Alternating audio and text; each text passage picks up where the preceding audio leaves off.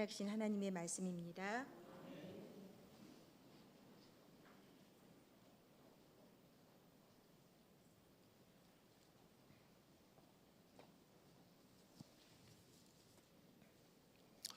성도 여러분을 축복합니다.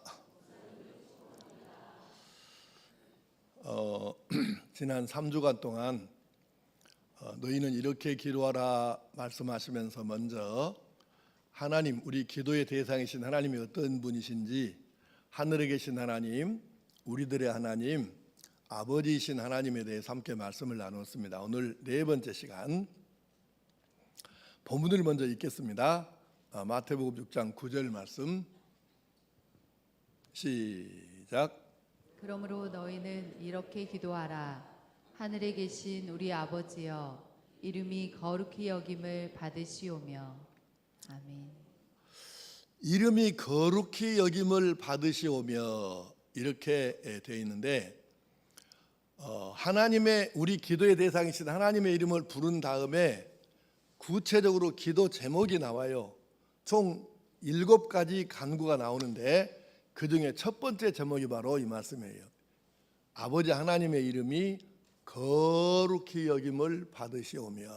이게 첫 번째 간구예요. 오늘 이 말씀을 함께 나누려고 합니다. 먼저 이름이 거룩히 여김을 받으시오며 되어 있는데, 그럼 하나님의 이름이 뭡니까? 이렇게 말하면 다들 대답을 못하고 웬만한 목회자들에게 물어봐도 하나님의 이름이 뭐죠? 그러면 이제 말을 못해요, 잘. 왜냐하면 아주 정확하게 말씀을 드리면 하나님께서 아직 한 번도 우리에게 하나님의 이름을 알려주신 적이 없거든요. 그러니까 하나님의 이름을 말하면 뭐 여호와 니시, 여호와 이레, 이건 다 하나님의 이름이 아니에요. 그러니까 우리가 그 오해를 하면 안 되고, 어쨌든 먼저 성경으로 들어가 보겠습니다. 자, 사사기 13장 18절에 시작. 여호와의 사자가 그에게 이르되 어찌하여 내 이름을 묻느냐? 내 이름은 기묘자라 하니라. 아멘. 삼손이 태어나기 전에 삼손의 집안에 아이가 없었어요. 그래서 삼손 천사가 나타나서 이제 삼손의 아버지 될 사람에게 아들을 주겠다고 약속을 하셔요. 나시든으로 키우라고. 근데 그때 이제 묻는 거예요. 그랬더니 대답하시기를 어찌하여 내 이름을 묻느냐? 내 이름은 기묘자라 하셨대요. 근데 이 기묘자라는 말이 무슨 말일까? 히브리어 원어의 그 사전을 보면 단어는 뭔 뜻이냐면 비밀이라는 뜻이에요. 그러니까 하나님께서 이름을 알려주신 게 아니고 그건 비밀이다, 이렇게 하셨다는 거예요. 좀 말이 표현이 우습긴 하지만 일단 비밀이에요. 그 다음에 출애굽기 3장 14절 말씀 시작. 하나님이 모세에게 이르시되 나는 스스로 있는 자이니라. 또 이르시되 너는 이스라엘 자손에게 이같이 이르기를 스스로 있는 자가 나를 너희에게 보내셨다 하라. 아멘. 이제 하나님께서 모세에게 야, 너 백성 속으로 들어가고 그 백성 이끌고 이제 애굽에서 나와야 돼. 근데 그렇게 이제 명하시니까 모세가 막 나는 못한다고 하더니 이제 그러면 백성들이 네가 뭔 자격으로 우리를 데리고 나가려고 하냐? 누가 너를 보냈어? 이렇게 말하면 내가 뭐라고 해야 되겠습니까? 하나님 좀 알려주세요. 그랬더니 하나님께서 이렇게 대답을 하신 거예요. 나는 나 스스로 있는 자다. 백성들한테는 스스로 있는 그분께서 나를 너희들에게 보내셨다고 해라, 이러신 거예요. 여기서도 하나님께서 사실은 당신의 이름을 알려주신 건 아니잖아요. 나는 스스로, 나 혼자 스스로 있는, 너희들이 가진 이름처럼 그런 존재가 아니야. 나는 스스로 존재하는 이야. 이거를 지금 이렇게 얘기를 하셨다는 거죠. 자, 레위기 24장 16절 시작. 여호와의 이름을 모독하면 그를 반드시 죽일지니 온 회중이 돌로 그를 칠 것이니라. 거류민이든지 본토인이든지 여호와의 이름을 모독하면 그를 죽일지니라. 아멘. 여호와의 이름을 모독하면 그를 반드시 죽일지니, 하나님께서 이름을 알려주시지는 않으셨는데 그 이름을 모독하면 그는 반드시 죽여야 된다. 근데 세번역 성경하고 공동번역 성경을 보니까 살벌하게 돼 있어요. 이 번역이 그 원어를 전혀 순화시키지 않고 그냥 직역을 하다 보니까 굉장히 세게 강하게 돼 있어요. 그래서 그냥 오늘 개정판으로 읽었는데, 그래서 하나님의 이름을 모독하면 절대 안 된다, 이렇게 지금 우리에게 가르쳐 주셨고, 10계명 중에 세 번째 계명 출애굽기 20장 7절 말씀 시작. 너는 내 하나님 여호와의 이름을 망령되게 부르지 말라. 여호와는 그의 이름을 망령되게 부르는 자를 죄 없다 하지 아니하리라. 아멘. 이렇게 하나님께서 가르쳐 주시다 보니까 이제 이스라엘 사람들의 한계가 뭐냐면, 하나님의 말씀을 뜻으로 풀려고 하는 것이 아니라, 왜 하나님께서 이 말씀을 주셨지? 하나님의 의도에다 초점을 맞춘 것이 아니라 문자에다가 뜻을 맞춘 거예요. 그래서 항상 이 사람들은 성경을 해석을 헷갈리게 잘못하는 거죠. 자, 내가 우리 교인들한테 가끔 그래요. 일 안 하고 그렇게 놀고 먹으려면 그냥 다른 교회로 가라고 이렇게 이야기하면, 이것을 문자적으로, 말 문자적으로 그렇게 해석을 해야 되겠습니까? 뜻으로 해석을 해야 되겠습니까?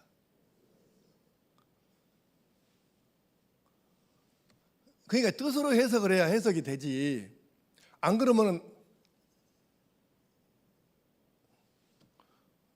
내가 한번 언제 한번 수요일 또 세게 이야기를 했거든. 그랬더니 구정무, 그때는 안수 집사였어. 구정무 집사님이 수요일 예배 끝나고 집에 가니까 문자가 들어왔어. 목사, 내가 다른 게 일 안 하고 놀고 먹으려면 다 가라고, 다른 교회 가라고.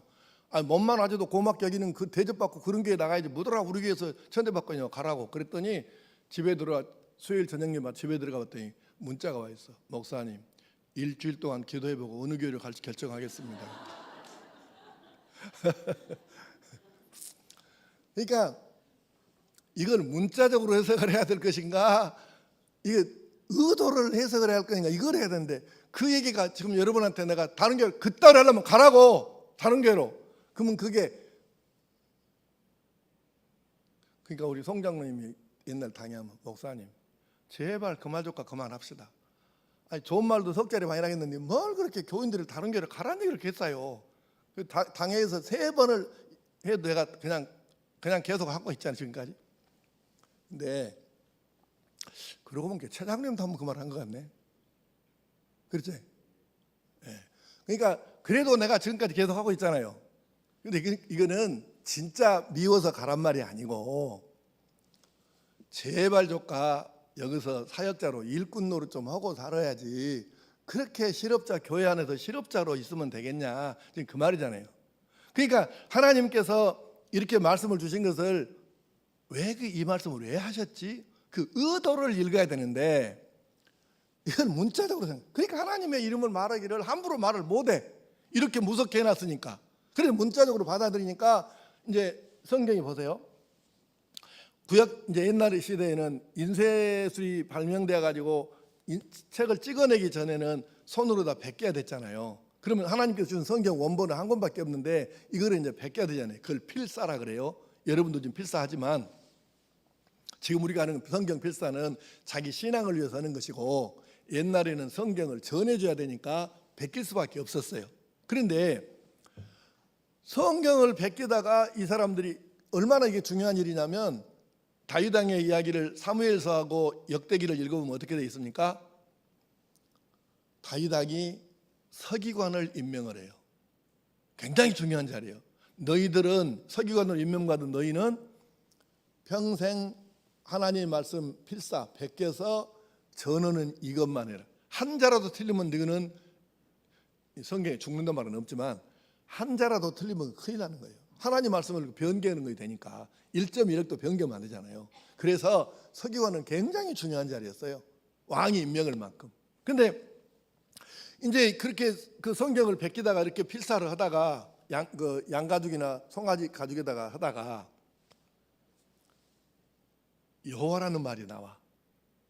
그러면 더 이상 진도를 못 나가고 수도하고 밖으로 나가서 목욕하고 옷 새로 갈아입고 그리고 와서 붓도 그동안 쓴 걸 버리고 새 붓으로 이제 이렇게 글씨를 쓰는 거예요. 왜?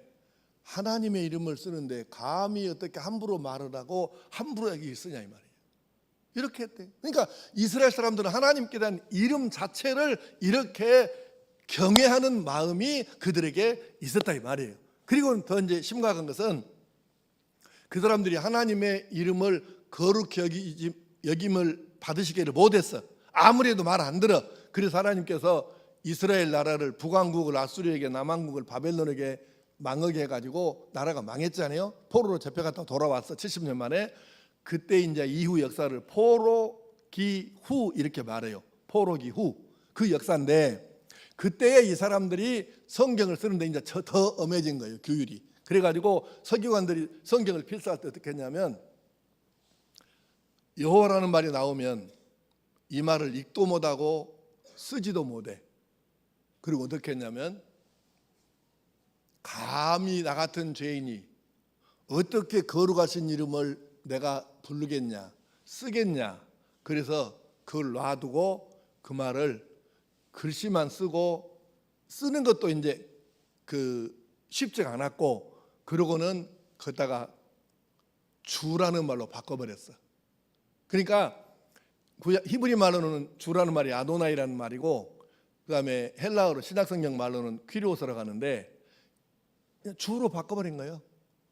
그렇게 해서 글씨는 있는데 사람들이 발음을 안 하니까 어떻게 발음을 한지를 몰라. 여러분은 지금 좀 이해가 안 되죠. 근데 이제 히브리어를 모르니까 그래. 히브리어는 자 우리말로 생각합시다.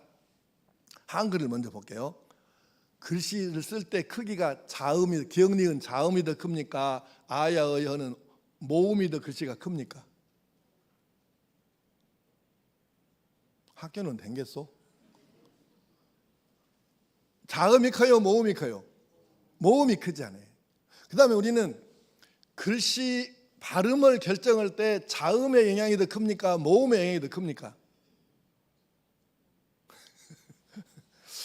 모음이 더 커요. 그 기억만 있어 갖고는 이것을 어떻게 읽을지를 몰라.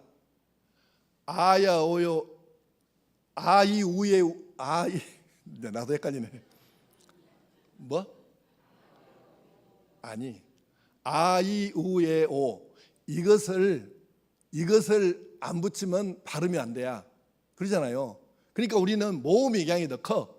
근데 히브리어는 정반대예요. 글씨 크기는 히브리어는 모음은 점으로 돼 있어요.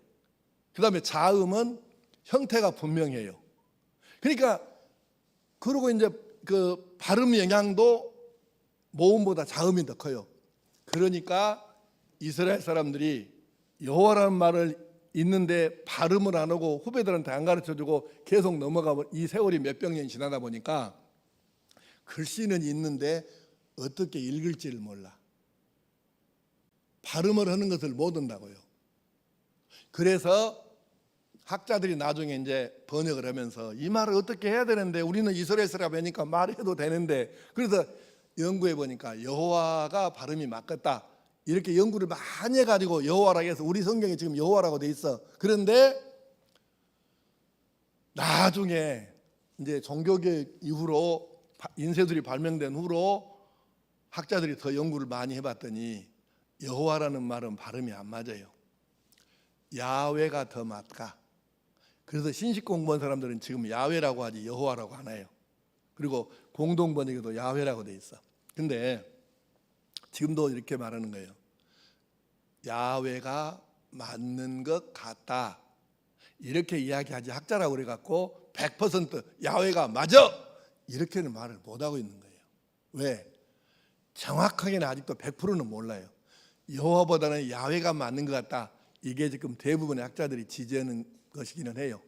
그러니까 이렇게까지 여러분에게 자세히 설명하는 이유는 뭐냐면 이스라엘 사람들은 하나님의 이름을 이렇게 두려워하고 무겁게 생각하고 이렇게 경건하지 않은 내가 함부로 말할 수 있는 이름이 아니다.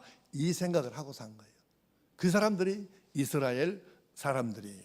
그러면 여호와라는 여호와 또는 뭐 여호와나 야훼나 우리가 뭐 특별히 이렇게 글쎄 공부를 하면 야훼가 맞은 것 같긴 한데 그것도 100% 맞는 건 아니니까 그냥 여호와도 상관없고 야훼도 상관없는데 문제는 이 말의 여호와, 야훼 이 말의 뜻이 히브리어인데 뜻이 뭐냐 그 말이에요.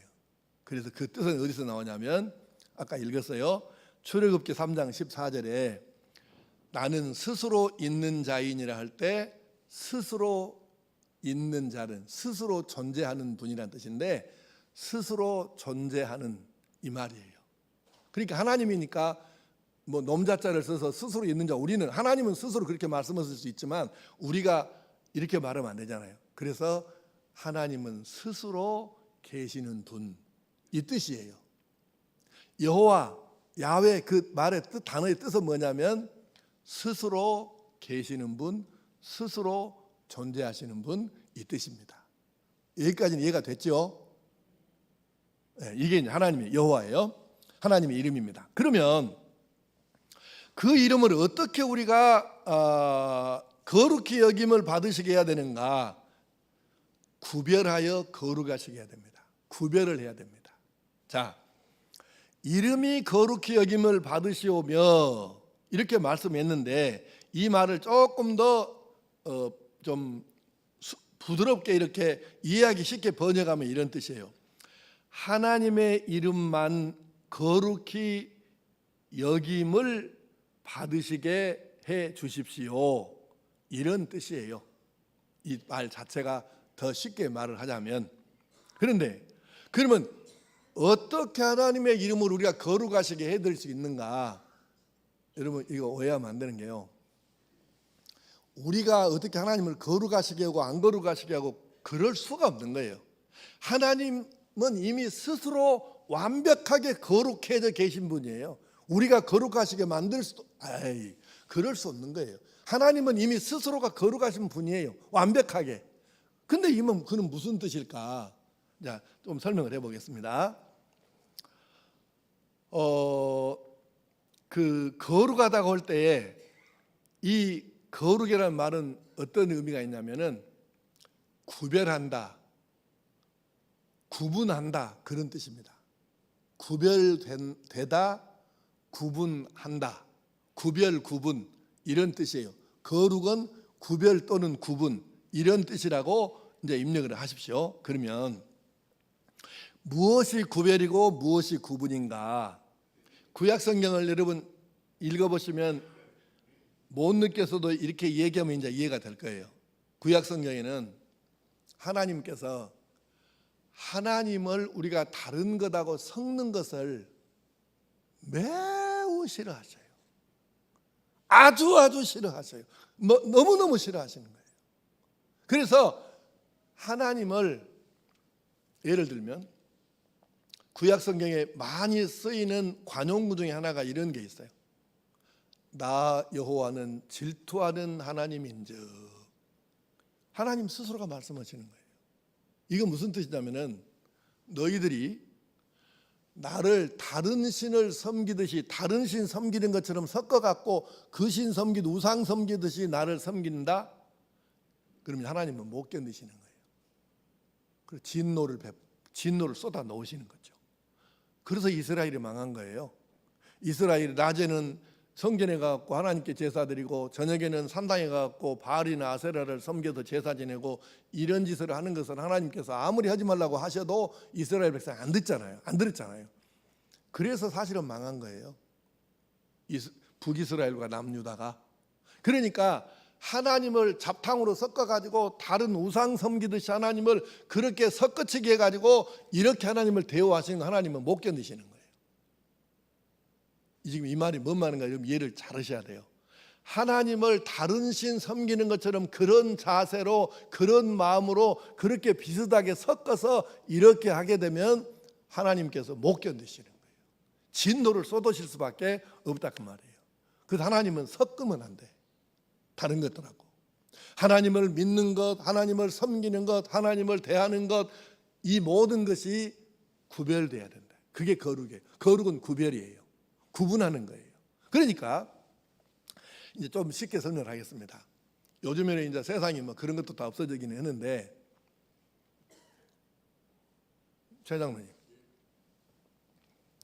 집에 최 장로님 전용, 누가 다른 사람이 식구들이 먹으면 안 되는 최 장로님 전용 밥그릇이나 수저나 이런 거 있어요, 없어요? 없어. 정확히 민주적이네. 그러면 아버지, 최 장로님의 아버지 것은 있었어, 없었어? 있었어. 아들이나 뭐 딸이나 어머니가 그걸로 잡사 못 잡사? 못 오지. 불 때는 집에서 아버님 안 드시는 자리가 따로 있었어요, 없었어요? 있었어? 어디요? 아랫목. 그러니까요, 나도 우리 집에 어렸을 때 가난했지만 우리 아버지 빚보증서하고 싹 살림 다 날려버려 갖고 가난하게 살았어요. 우리 집사람 말에 의하면 내가 한 번만 들으면 100번 정도 한다 이 말을. 근데 그래서 가난하게 살았는데, 가난하게 살았어도 내 아버지 식기하고 수저 젓가락은 따로 있었어요. 감히 이것을 누가 이걸 갖다가 이걸로 먹을 생각할 수가 없는 거죠. 아버지 방석이 따로 있었어요. 아버님 안 계시는 방석이. 아랫목은 아버님이 안 계셔야지 감히 어떻게. 그러니까 이게 뭐냐면 구별이에요. 아버지를 집안의 어른으로 구별해서 섬기는 거죠.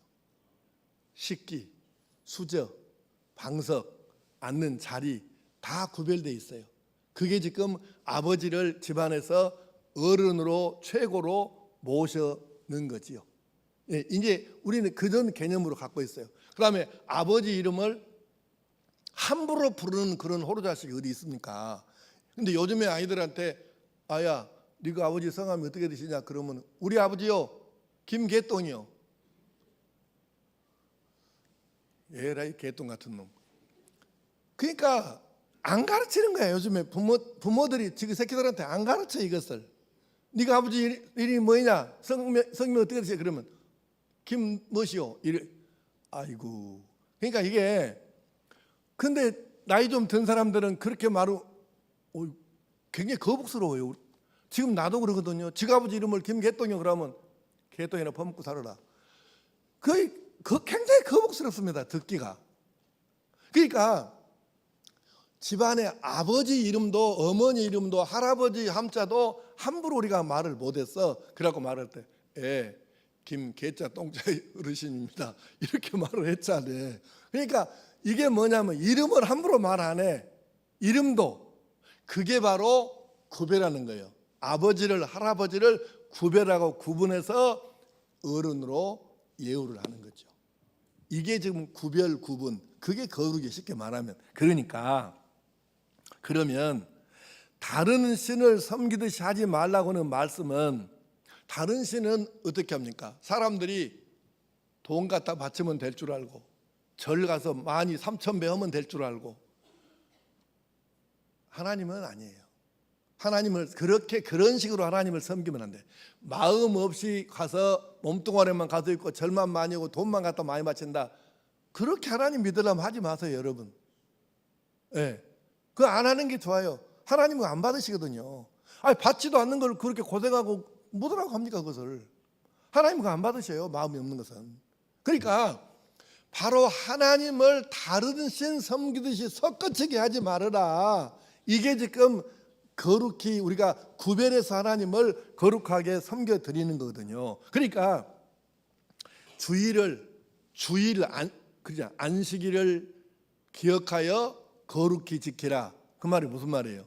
안식일을 다른 나라고 같이 여기지 말라는 뜻이잖아요. 주일을 다른 나라고 같이 여기면 안 된다 그 말이에요.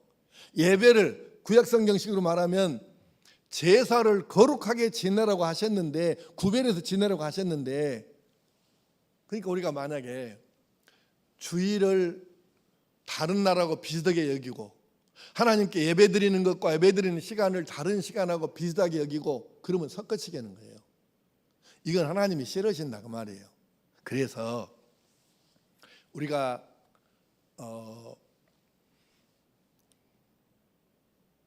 예배를 드리잖아요. 지금 예배 드리러 와서 한 거잖아요. 하나님을 거룩하게 예배를 드려야 되기 때문에 하나님께 옷도 시장 가는 옷이나 평소에 일하는 옷이나 신발이나 이런 거를 그냥 편하게 신고 오면 안 돼요. 하나님을 거룩하게 섬겨 예배드리는데 그렇게 하면 안 되죠. 우리 장로님들은 다 넥타이 매고 정장하고 왔잖아요. 이상훈 집사님 서봐봐. 서봐. 뒤로 여기 돌아봐. 저렇게 지금 하고 와야 된다 그 말이에요. 새 옷을 맞춰 입고 란 말이 아니고 이게 구별되는 거예요. 택시 운전하면서 집사님 저렇게 안 하거든요. 이게 지금 구별되는 거죠. 그러니까 우리가 다른 사람 만나러 갈 때 입는 것처럼 그렇게 하나님 앞에 이것은 아니란 얘기지. 자, 이건 약속이거든요. 우리가 세례를 받았어요. 세례를 받는데 누구의 이름으로 세례를 받죠? 내가 이부의 시간 이거 설명이라고 시간이 많이 가버려서 짧게 할게요. 줄여갖고. 내가 정우겸 목사한테 내가 세례 점례할 때 세례 받은 사람 손 한번 들어봐. 나한테 세례를 받은 사람 이렇게 해서 사람 손 들어봐. 이거밖에 안 돼? 내리시고. 이렇게 하잖아요. 예수를 믿는 누구에게 물은 내가 한 번만 이게 찍지만 더 자세하게 하는 사람들은 물을 이렇게 세 번을 물을 했다 이렇게 세 번을 이렇게 하기도 해요. 근데 나는 한 번만 하고 성부와 성자와 성령의 이름으로 세례를 주노라 이렇게 하잖아요. 자, 누구의 이름으로 세례 받았어요? 그래요. 이것은 우리가 성부와 성자, 성부 하나님, 성자 하나님, 성령 하나님의 이름으로 세례를 받는 것은 약속이에요. 서약, 계약이라고 계약. 그래서 내가 지금부터는 하나님의 아들, 딸 되었으니까 하나님을 잘 섬기며 하나님께 예배자로 서며 그래서 하나님 앞에 예배자로 선다는 이 약속이 이 안에 들어있어요. 그러니까 내가 주일에는 이 날을 거룩하게 지킬 것이고 주일 예배 시간에 잘 지킬 것이고 주일 저녁 예배 잘 드릴 것이고 수요일 저녁 예배 드릴 것이고 이게 약속이에요. 세례받을 때 한 약속이라고 그게 계약이라고 계약 약속. 그런데 우리 부목사님들 신방할 때 지난주일 못 나오셨대요 이러면은 상당 숫자가 아이고 내가 중요한 약속이 있어갖고 그냥 미안합니다야 이런 사람도 있고 딱 그날 친구가 해피로 와갖고 초대를 해요 그러나 어쩔 수 없이 이렇게 얘기를 해. 그러면 날 생각해 봅시다. 우리가 누가 오늘 차 한잔 하세요. 어쩔까 나 선약 있는데 먼저 약속이 되어버렸네 이렇게 선약이라고 하잖아요. 두 가지를 얘기하겠습니다. 첫째, 이미 우리는 주일을 거룩하게 지키면서 주일 낮 예배, 주일 저녁 예배, 수요일 저녁 예배, 공예배를 하나님 앞에 드리겠습니다고 약속을 한 사람들입니다. 그런데 우리가 사람들과의 다른 약속의 어느 것이 더 크냐? 두 번째, 먼저 한 약속이 어떤 약속이냐? 두 가지를 생각하시 바랍니다. 하나님 앞에 약속한 것이 더 큽니까? 사람과의 만남이 더 큽니까? 두 번째는 하나님께 예배드리는 것이 먼저 된 약속 선약입니까? 사람하고의 만남의 약속이 먼저 된 약속입니까? 이걸 기억하시라고. 그래서 우리가 예배 시간하고 주일을 다른 날과 다른 약속하고 같이 동일한 것으로 비슷한 것으로 취급하면 이게 섞는 거거든요. 하나님이 엄청 싫어하셔요. 예. 이걸 알고 살아야 돼. 하나님은 당신을 다른 것하고 섞는 것을 너무너무 싫어하시는구나. 근데 내가 주일을 다른 날하고 비슷하게 갖고 아이고 우리 집안에 뭔 일이 있어서 갖고 못 나왔고요. 예배 시간에 이게 다 자체가 하나님을 섬기는 방법이 섞어져 버렸잖아요. 지방 세상 것하고. 그 하나님이 싫어하시는 거예요. 왜 우리가, 물론 하나님이 그거 했다고 안 했다고 복을 주고 안 주고 꼭 그러시지는 않지만, 그것도 우리가 못하면서 뭔 할 말이 있을까 생각이 안 됩니까? 그래서 우리 기억하셔야 돼요. 하나님을 섬기는 방법이 섞어버리면 안 된다. 자, 그 다음에 이제 옷을 나는 여러분에게 비싼 옷을 입고 맞춰 입으라 그 말을 한 게 아니잖아요. 예배 드릴 때는 있는 옷 중에서 제일 좋은 옷으로 깨끗하게 갈아입고 마음부터 옷부터 신발부터 모든 것이 일반 다른 사람 만나는 것하고 좀 달라야 된다. 구별돼야 된다. 예배 드리는 게. 마찬가지로 이 예배당이 우리가 세상 예수 믿지 않는 사람들 시각으로 보면 이게 굉장한 낭비거든요. 날마다 이거 사용하는 데도 아니잖아, 이 예배당 공간이. 근데 굉장히 비싸게 주고 예배당을 우리가 짓는 거예요. 이 강대상도 싼 게 아니고 비싼 거고요. 이것도 이 마이크도 비싼 거이고 오르간도 비싸고 피아노도 비싸고 앰프도 스피커도 이 의자, 여러분 의자도 이게 장난 아니에요. 다 엄청 비싼 거예요. 근데 왜 우리가 예배당에 이렇게 낭비라고, 예수 믿지 않는 사람 볼 때는 낭비라고 생각될 수 있는 걸 이렇게 비싸게 주고 해야 될 이유가 뭐냐는 거죠. 이게 낭비일까? 아니에요. 최고의 하나님을 최고로 섬겨드리기 위해서 우리가 모든 것을, 성전 안에 있는 것은 하나님을 섬기는 거기 때문에 성구, 성물, 비품을 최고로 하는 거예요. 돈 썩어 돌아가서 하는 게 아니고. 우리 여기 앞에 앉아 계시는 어떤 권사님이 한 2년 됐을 거예요. 요 강단을 여기를 청소하다가 이제 사찰했나 봐. 청소하다가 이 화분에서 물이 흘러갖고 여기가 이제 강단이 바닥이 이렇게 마르니까 이게 썩어갖고 곰팡이라고 하니까 그걸 보셨나 봐. 그래갖고 나한테 연락이 왔어요. 목사님, 저 강단이 지금 곰팡이 찌고 썩었는데 그 강단 마루를 제가 새로 하겠습니다. 하나님께서 그 마음을 나는 받으신 줄로 믿고, 그리고 그 권사님 마음이 맞는 마음이에요. 하나님을 섬기는데 강단의 마루가 곰팡이라고 썩었다, 그건 비정상이죠. 그래, 그 권사님이 맞는 거예요. 근데 내 생각에는 그 말씀이 맞기는 한데, 10년도 안 된, 지은 지 10년도 안 된 예배당을 또 물론 다 하는 건 아니고 강단만이지만 이걸 또 마루를 새로 바꾼다는 게 전지 또 내 마음에 이게 또 허락이 안 돼요. 그래서 내가 하지 말라고 그랬어요. 나중에 더 험하게 하면 그때 바꿉시다.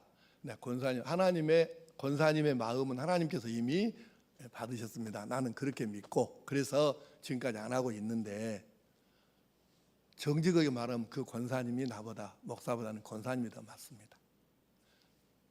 그래서 예배당 안에 있는 것은, 하나님을 예배드리는 데 사용하는 것은 믿지 않는 마음으로 보면 낭비일 수 있지만 왜 최고로 해야 되는지를 설명을 하자면 구별되게 해야 되니까. 그래서 하는 거예요. 이걸 우리가 이해하지 않으면 예배당 안에서 이루어지는 일들이 다 이해가 안 되게 돼 있어요. 하나님을 구별되게 최고로 우리가 섬겨드릴 수 있어야 하는 줄로 믿습니다. 그래서 하나님께 예배드리는 것은 사치나 낭비일 수가 없는 거거든요. 세 번째, 나의 삶으로 하나님의 이름을 거룩하시게 해드려야 합니다. 지금 한국에서 하나님의 이름은 어떻습니까? 이거 지금 난리가 아니잖아요. 인터넷 들어가 보기가 무섭고, 방송에는 사흘이 멀다 하고 교회에 안 좋은 얘기들 뉴스에 나왔었고, 이러니까 참말로 이거 나도 우세스럽고, 요새는 어디 가서 진짜 목사람 말하기가 쉽지가 않아요. 근데 우세스러워서.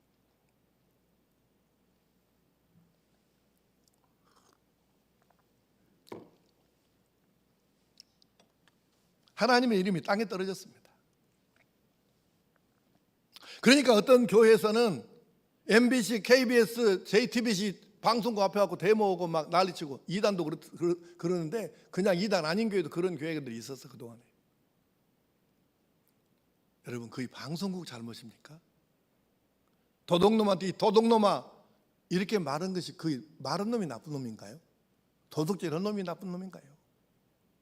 방송국은 교회가 잘못하니까 잘못했다고 내는 게 그게 왜 문제입니까? 방송국 쳐들어갈 일입니까, 그게? 방송국이 그 뉴스거리로 나오도록 만든 놈이 그 놈이 나쁜 놈이고 그 놈이 문제지. 어떻게 그 방송국이 나쁘냐고 그게. 나도 기분 좋지는 않아. 방송 나오면 안 좋아. 그건 나도 맞아. 그런데 방송국 타들 일이냐고 그게. 보세요. 최경주 선수 아버지가 화학리사시잖아요. 근데 양반이 장날 장에 오시면 아주 딱 이렇게 뒤로 탁 하고 아주 폼 잡고 딱 목에 힘주고 다닌다고 하더라고. 아들 때문에. 근데 여러분, 이율리 선수 있죠? 그 장애인인데 전국 장애인 체육대회에서 그 금메달 딴 사격 선수 있잖아요. 마찬가지요. 아니, 자기 아들이 세계 뭐 프로골프 랭킹 뭐 5위 올라갔다 그래가지고 여러분 지 아버지가 뭐 얼굴이 달라졌습니까? 마음이 달라졌습니까? 무엇이 달라졌습니까? 유올리가 메달 땄다 해서 지 아버지가 무엇이 달라지는 거예요? 똑같아. 근데 자기 아이가 잘하니까 덩달아서 부모가 이름이 명예롭잖아요. 누지백인고? 그러잖아요. 근데 어느 애기가 동네에 소문이 났어. 아주 행실이 안 좋고 학교 폭력 막 이거 하고 이래고 소문이 안 좋아. 그러면 사람들이 그래요. 그 새끼 누집 새끼요? 이러네. 아니 지가 아버지가 그 폭력하라고 가르치기를 했습니까? 시키기를 했습니까? 뭔 관계가 있어요? 아무 상관없잖아. 그런데 누집 새끼냐고 이렇게 나오네. 그러니까 이게 아버지는 그대로인데 아이 때문에 이름이 영광스럽기도 하고 욕을 바가지로 얻어먹기도 하고 그러잖아요. 하나님은 우리가 어떻게 하든 상관없어. 그냥 그대로 계셔요. 그런데 우리가 어떻게 하냐에 따라 가지고 하나님의 이름이 영광을 받으시기도 하고 욕을 얻어잡수기도 하고 이런다고. 누구 때문에? 우리 때문에. 사람들이 그러잖아요. 우리가 교회 다니는 사람들 말할 때 아니 교회 다니는 놈이 그따위로 해? 이렇게 얘기를 하잖아요. 쉽게 말해요. 이런 말을. 우리가 잘못하면 하나님께서 그런 말을 들으신다. 근데 우리가 잘하지 않습니까? 그러면 이게 계속 한 번이 아니고 계속해서 잘하고 칭찬들을 하게 되면 그러면 사람들이 그 누구는 그 교회 다닌다 하더니 좀 다르긴 하대. 그러니까 조금 뭐 기분 좋은 눈치는 아니지만 그래도 욕은 안 해. 좀 교회 다닌다 하더니 좀 다르긴 하대. 뭐 이렇게 퉁명스럽게. 근데 그거는 칭찬이거든요. 겁난 칭찬이에요. 우리가 이걸 기억을 해야 됩니다. 그래서 하나님께서 나의 삶을 통해서 그 이름이 거룩히 여김을 받으시게 해야 되는데 구체적인 방법이 뭔가 두 가지만 생각합시다. 하나는 나의 신앙이 성숙해져야 됩니다. 여러분, 자 우리가 잘 알아야 되는데 에베소서 4장 15절 말씀 시작. 오직 사랑 안에서 참된 것을 하여 범사에 그에게까지 자랄지라. 그는 머리니 곧 그리스도라. 아멘. 범사에 예수님에게까지 자라야 되는 것이죠. 히브리서 5장 12절 14절 말씀 뭔 말인가 생각하면서 읽습니다. 시작. 여러분은 벌써 오래전에 남을 가르치는 사람이 되었어야 할 터인데 하나님의 말씀의 초보적 원리를 남에게서 다시 배워야 할 처지입니다. 단단한 음식을 먹지 못하고 아직도 젖을 먹어야 할 형편입니다. 젖을 먹어야 할 사람은 아직 어린아이이니 옳고 그른 것을 분별할 능력이 없습니다. 그러나 성숙해지면 단단한 음식을 먹게 됩니다. 성숙한 사람은 훈련을 받아서 좋고 나쁜 것을 분간하는 세련된 지각을 가지고 있습니다. 아멘. 이 말씀을 뼈아프게 우리가 받아들여야 됩니다. 여러분은 벌써 오래전에 남을 가르치는 사람이 되었어야 할 터인데 하나님의 말씀의 초보적 원리를 남에게서 다시 배워야 할 처지가 되었다니 기가 막힌 얘기죠. 14절 마지막은 그렇게 되어 있습니다. 성숙한 사람은 훈련을 받아서 좋고 나쁜 것을 분간하는 세련된 지각을 가지고 있습니다. 성숙해 익어져야 돼 사람이. 근데 이건 나이와는 상관이 별로 없습니다. 인생을 살아보니까 나이가 많이 들어도 아주 속이 전혀 이게 어른스럽지 못하기도 하고, 나이가 그렇게 많지 않은데도 아주 속 깊은 사람도 있지 않던가요? 교회도 그렇죠. 교회 다닌 지가 20년, 30년, 40년, 50년 돼도 도무지 믿음이 들어가지를 않아가지고 아직도 젖이나 먹어야 될 그런 형편인 사람도 있고, 불과하면 4, 5년밖에 안 됐는데도 예수님을 많이 닮아가지고 아주 성숙한 그런 그리스도인으로 사는 사람도 있습니다. 그러니까 이거는 나이하고 연조하고도 별로 상관이 없더라고, 이게 살아보니까. 그래서 우리가 성숙해져야 된다. 하나님 말씀을 배우고 익히고 잘 소화하고 익어져서, 그래서 우리가 하나님의 이름을 좀 거룩히 여겨지시도록 하는 삶을 살아갈 수 있기를 축복합니다. 두 번째는 우리가 하나님 앞에서 사는 이 삶을 훈련을 해야 합니다. 자, 먼저 하나 말씀 보겠습니다. 디모데전서 6장 13절 말씀 시작. 만물을 살게 하신 하나님 앞과 본디오 빌라도를 향하여 선한 증언을 하신 그리스도 예수 앞에서 내가 너를 명하노니. 아멘. 아멘. 만물을 살게 하신 하나님 앞에, 이 말이 라틴어로 표현하면 바로 코람데오라는 말이거든요. 그 다음에 사도행전 10장 33절 시작. 이제 우리는 주께서 당신에게 명하신 모든 것을 듣고자 하여 다 하나님 앞에 있나이다. 아멘. 이 말씀은 고넬료가 천사의 이제 말씀을 받아가지고 요바에 있는 베드로 사도를 초청을 했어요. 그래서 베드로 사도가 집에 도착했습니다. 이때 고넬료는 자기 가족만이 아니라 집에서 일하는 사람들까지 모두를 다 불러다가 지금 앉혀놓고 그리고 사도를 모셨어요. 그러면서 이렇게 이야기를 합니다. 우리는 주께서 당신에게 명하신 모든 것을 듣고자 해 다 어디에 섰다? 하나님 앞에 있대네. 아니 자기가 지금 베드로 앞에 섰지 무슨 놈이 하나님 앞에 섰어요. 근데 고넬료가 분명하게 이렇게 말합니다. 하나님 앞에 있습니다. 자, 그럼 하나님 앞에라는 말을 좀 설명해 드릴게요. 코람데오라는 말을 전에도 여러 번 설명을 해드렸는데, 이 단어는 히브리어도 아니고 헬라어도 아니고 라틴어입니다. 두 개 단어가 합해져서 된 합성어예요. 코람이라는 말과 데우스란 말이 합친 건데, 코람이라는 말은 라틴어로 무엇 앞에 이 말이에요. 그 다음에 데오라는 말은 하나님이란 말이에요. 그러니까 두 단어를 합쳐갖고 하나를 단어로 코람데오 그러면 하나님 앞에서 이 말이에요. 방금 읽은 이 단어들이 이제 물론 헬라어로 되어 있지만 하나님 앞에라는 이 단어가 신약성경 안에 지금 45번 이상 나오거든요. 근데 이것을 라틴어로 번역하면 코람데오가 되는 거예요. 그러니까 지금 그 고넬료의 말을 우리가 잘 생각을 해야 됩니다. 베드로 앞에 서 있는데도 불구하고 지금 하나님 앞에 서 있다는 거예요. 여러분은 지금 누가 앞에 서 있어요?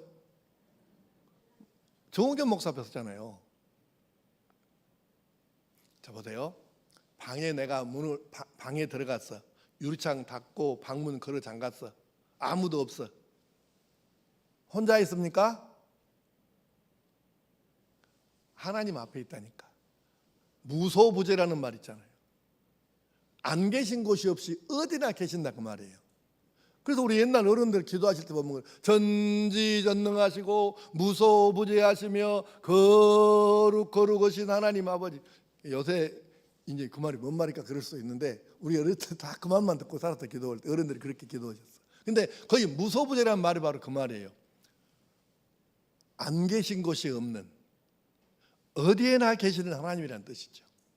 아니 내가 방문 걸어 잠그고 전등불 껐다 그래갖고 나 혼자 있냐고. 하나님은 지금 내 앞에 계시고 내 뒤에도 물론 계시죠. 그게 고람대오예요. 그러니까 이 고넬료가 이 원리를 안 거예요.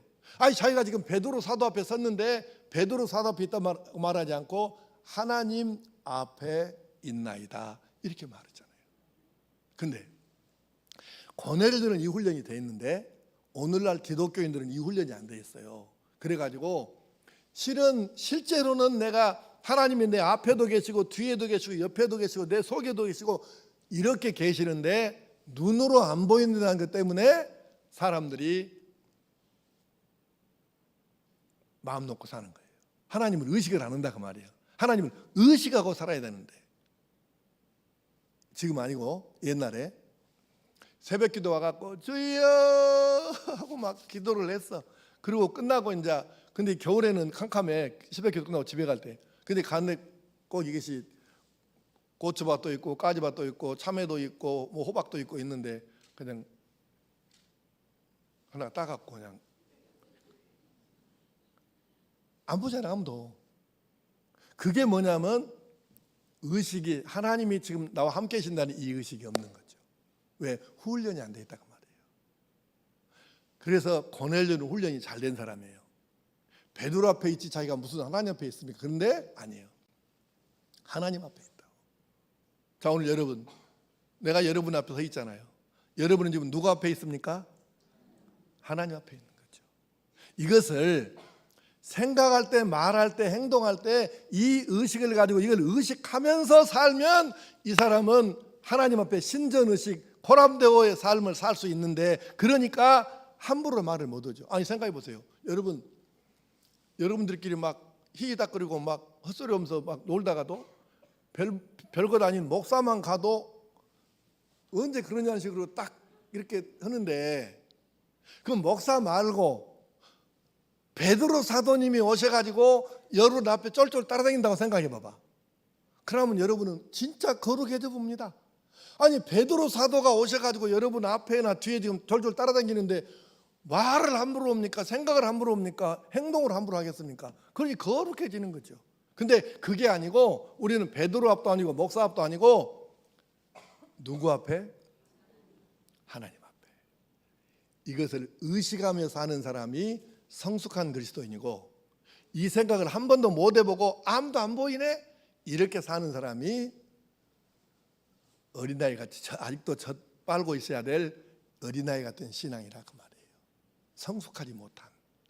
그러면 우리가 바로 이렇게 하나님 앞에 지금 내가 있다고는 이 고람대오의 신앙을 가지고 사는 사람이 하나님을 기쁘시게 드리는 하나님의 이름을 거룩하게 여기시게 하는 삶을 살게 되는 줄로 믿습니다. 마지막으로 한 말씀만 더 읽고 마칠까요? 갈라디아서 1장 22절 24절 말씀 시작. 그때까지만 해도 유대에 있는 교회들은 내 얼굴을 몰랐습니다. 그들은 전에 자기들을 괴롭히던 사람이 지금은 박해하던 그 믿음을 전한다는 말만 듣고 나 때문에 하나님께 영광을 돌렸습니다. 아멘. 따라하겠습니다. 나 때문에 하나님께 영광을 돌렸습니다. 바울 사도의 고백인데요. 바울 사도가 옛날에 예수 믿는 사람들을 잡아서 체포하고 죽이는 데다 넘겨주고 막 이랬잖아요. 그런데 그 바울 사도가 변해서 예수님을 전하는 사람이 되었다 이 소문이 나니까 이제 이 사람 바울 사도는 맨날 밖으로만 돌아다니면서 이방 사람들 전도인하고 유대 땅에 별로 예루살렘에 못 살았어. 근데 사람들이 소문을 듣고 어이? 그 사람이 그놈이 예수님을 전하고 다닌다고? 얘기를 듣고는 우와 하나님은 진짜 살아계시네 이러면서 하나님께 영광을 올려드렸다는 거예요. 바울 사도 때문에. 그러니까 지금 이렇게 말하잖아요. 나 때문에 하나님께 영광을 돌렸습니다. 여러분과 내가 사는 삶 때문에 내 동네 사람이 직장 동료가 하여튼 등등 다른 사람들이 내 사는 걸 보고 감동을 받아가지고 오호 저 사람이 원래 저런 사람이 아닌데 교회 다니기 진짜 많이 좋아졌네 아니 저 사람이 나보다 원래 훨씬 나보다도 모든 사람이었는데 하나님 믿는다 하더니 진짜 많이 변했네. 이러면 이것이 바로 하나님의 이름을 거룩히 여김을 받으시게 하는 삶이에요. 예. 그래서 우리가 나가 지금 하나님 앞에서 살고 있다. 코람데오 이 신앙을 가지고 성숙한 그리스도인으로 삶으로 해서 우리 삶 때문에 삶을 보고 우리 동네 사람들이, 내 직장 사람들이 하나님의 이름을 거룩히 여기면서 살게 되는 역사가 있게 되기를 축복합니다. 기도하십시다. 아버지 하나님, 아버지 하나님의 이름이 거룩히 여김을 받으시오며 다른 사람이 아니고 나 때문에 하나님의 이름이 거룩히 여김을 받으셔야 된다는 이 확실한 생각을 가지면서 나는 지금 하나님 앞에 내가 있다. 그래서 내가 말을 이렇게 하고 삶을 이렇게 살고 이렇게 생각한다고 확실하게 코람데오의 신앙으로 살게 도와 주시옵소서. 내가 어디 가든지 어떤 상황이든지 간에 하나님이 지금 내 앞에 계신다.